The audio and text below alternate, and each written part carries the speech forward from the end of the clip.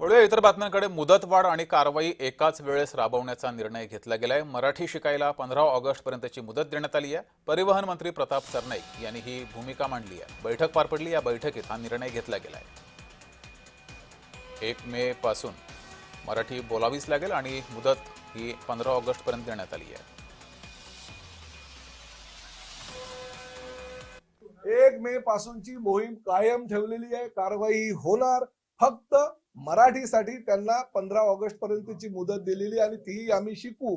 परंतु आमची 1 मे पासूनची जी कारवाई आहे ती राहणार. आम्हाला कळलं तर पाहिजे की किती हिंदी भाषिकांना, कारण कोणी सांगतं 15 लाख, कोणी सांगतं 10 लाख, कोणी सांगतं 5 लाख. अरे किती हिंदी भाषिक रिक्षा चालक आहे हे आमच्याकडे डाटा तर आला पाहिजे आमच्या एकूण सीट आरटीओच्या माध्यमातून. आणि सगळ्यांना आम्ही सांगितलं 16 ऑगस्टला तो अहवाल आमच्या पुढे येणार. अधिक माहिती घेऊया. आपले प्रतिनिधी ज्योत्स्ना गंगणे आपल्या सोबत जोडलेले आहेत. ज्योत्स्ना, बैठक पार पडली. या बैठकीमध्ये 1 तारखेपासून कारवाईला सुरुवात होणार आणि 15 ऑगस्ट पर्यंतची मुदत दिलेली आहे. आणखी कोणकोणते महत्त्वाचे निर्णय या संदर्भात, या GR संदर्भात घेतले गेलेत?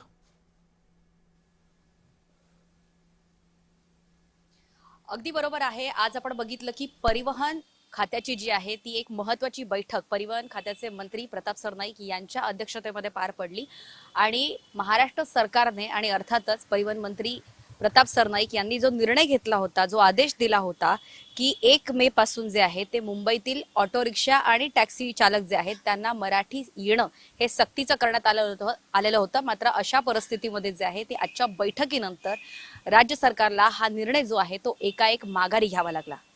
काल सुद्धा या संदर्भात जी आहे ती परिवहन मंत्री प्रताप सरनाईक आणि त्याचबरोबर शशांक राव आणि संजय निरुपम यांच्यामध्ये एक बैठक पार पडली होती आणि त्याच्यानंतर आज सुद्धा जे आहे परिवहन मंत्री यांच्या नेतृत्वामध्ये आज एक मंत्रालयामध्ये एक बैठक पार पडली आणि 1 मे पासून रिक्षा आणि टॅक्सी चालकांना जे मराठी सक्ती करण्यात आलेली होती त्याच्यामध्ये मुदतवाढ करण्यात आलेली आहे आणि आता ही सक्ती जी आहे ती 15 ऑगस्ट पासून करण्यात येणार आहे.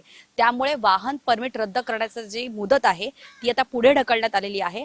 मात्र विरोधकांकडनं वारंवार हा प्रश्न उपस्थित होतोय की जर 6 महिन्याचा काळ जो आहे तो रिक्षा आणि ऑटो चालकांना जर द्यायचाच होता तर एकाएक निर्णय हा राज्य सरकारने आणि अर्थातच परिवहन मंत्र्यांनी असा एकाएक निर्णय का घेतला होता आणि अचानक 2 झालेल्या बैठकानंतर जे आहे अचानक हा निर्णय जो आहे तो आता 15 ऑगस्ट इतका 6 महिन्यापर्यंत पुढे ढकलण्यात आलेला आहे. त्यामुळे या विषयाला घेऊन मराठी विरुद्ध हिंदी या विषयाला घेऊन आता एक वेगळी चर्चा रंगू लागलेली आहे. ठीक आहे ज्योत्स्ना, तुम्ही अशाच जोडलेले राहा.